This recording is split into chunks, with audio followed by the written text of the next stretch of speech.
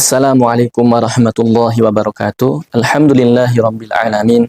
Wassalatu wassalam ala nabiyyina Muhammadin wa ala alihi wa sahbihi ajma'in. Rabbi shrah li sadri wa yassir li amri wahlul 'uqdatam min lisani yafqahu qawli.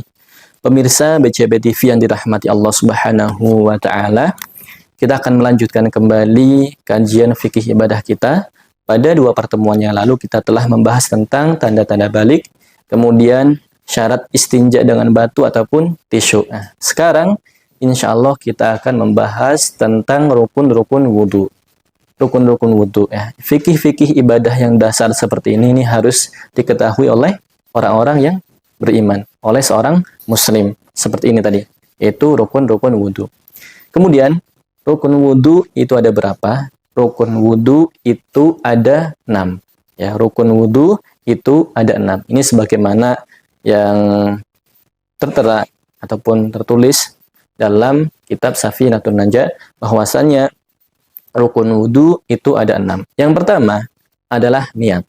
Yang pertama adalah niat. Ini berdasarkan sabda Rasulullah SAW, innamal a'malu binniyat. Ya, yang pertama adalah niat. Niat itu tempatnya aslinya adalah dalam hati. Aslinya dalam hati. Akan tetapi ketika dilafalkan, ya, ketika kita lafalkan itu maka ada perbedaan pendapat di kalangan ulama. Akan tetapi yang dibahas dalam kitab-kitab fikih Syafi'iyah adalah bahwasannya melafalkan niat itu hukumnya dianjurkan. Hukumnya dianjurkan. Nah, kapan niat itu? Niat itu adalah di awal ibadah. Maka awal ibadah ketika wudhu yang wajib adalah membasuh muka. Ya, niat kita itu ketika membasuh muka, ya. Niat wudhu untuk mengangkat hadas, ya, dalam bahasa Arab, dalam bahasa Indonesia, ya terserah, maka itu ketika membasuh muka. Adapun ketika membasuh tangan seperti itu betul ada niatnya. Itu niat untuk melakukan sunnah-sunnah wudhu. Akan tetapi niat yang wajib adalah ketika kita membasuh muka, maka niat yang wajib di situ itu diwajibkan, ya. Nawaitul wudhu, ya, liraf'il hadath ataupun yang lainnya, ataupun dengan bahasa Indonesia, ya, itu maka diperbolehkan. Kemudian rukun yang kedua adalah membasuh muka. Batasan muka adalah dari sini tempat tumbuhnya rambut sampai ini, ya, sampai di bawah dagu sini. Nah, lebarnya kuping sini sampai sini. Akan tetapi wajib kita melebihkan, ya. Wajib kita melebihkan sini batas-batasan ini. Kenapa? Karena supaya anggota-anggota yang wajib ini terbasuhi semua, maka kita lebihkan. Kita lebihkan, ini wajib.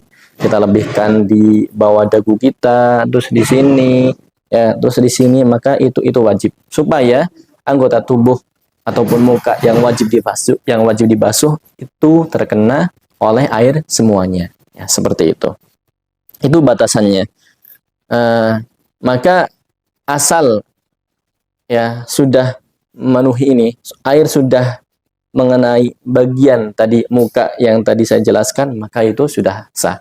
Maka apabila ada orang wudhu tapi membasuh mukanya sebagian saja, tidak sampai sini, maka ini tidak sah.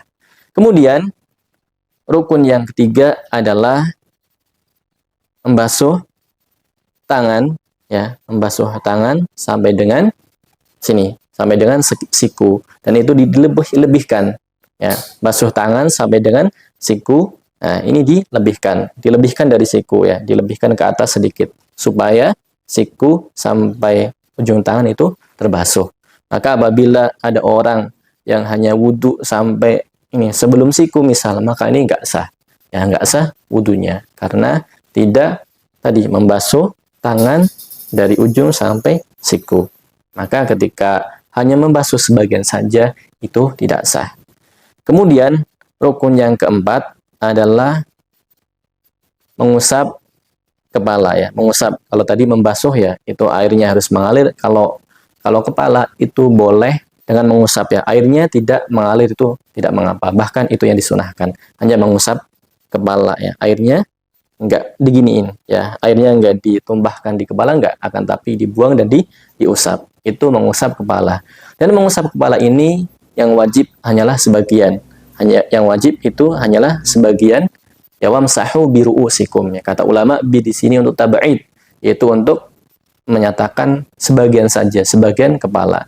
Karena Rasulullah juga pernah, ya Rasulullah itu pernah wudu hanya membasuh sebagian kepala, ubun-ubun dan imamahnya, ya penutup kepalanya. Itu artinya bahwasannya yang wajib hanya sebagian kepala saja yang dibasuh. Akan tetapi kalau kita mau membasuh semua kepala, ya dari depan ini sampai ke belakang, maka itu disunahkan. Tapi yang wajib itu adalah sebagian saja, asal rambutnya itu masih dalam batas kepala. Ya, kalau ada orang rambutnya panjang, maka ketika membasuh rambut ataupun kepala yang ada di pundak sini maka nggak sah. Yang sah itu adalah ketika rambutnya masih ada di area kepala. Kalau sudah sampai sini pundak, ya maka itu tidak sah.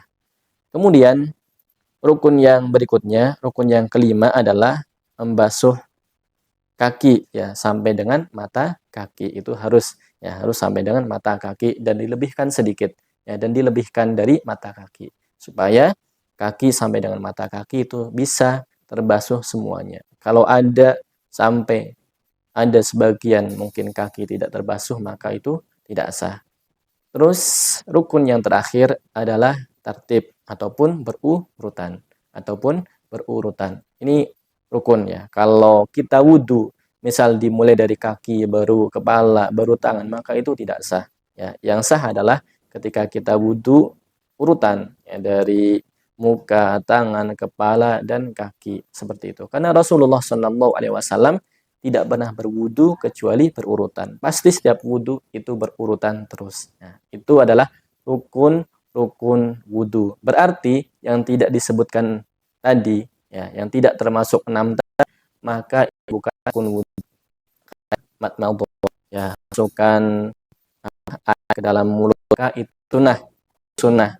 Itu bukan rukun. Artinya orang memasukkan dalam mulut, wudunya sah, karena itu bukan rukun. Demikian bisa Ustaz sampaikan, semoga bisa bermanfaat. Subhanakallahumma hamdika asyhadu an la ilaha illa anta astaghfiruka wa atubu ilaik. Wassalamualaikum warahmatullahi wabarakatuh.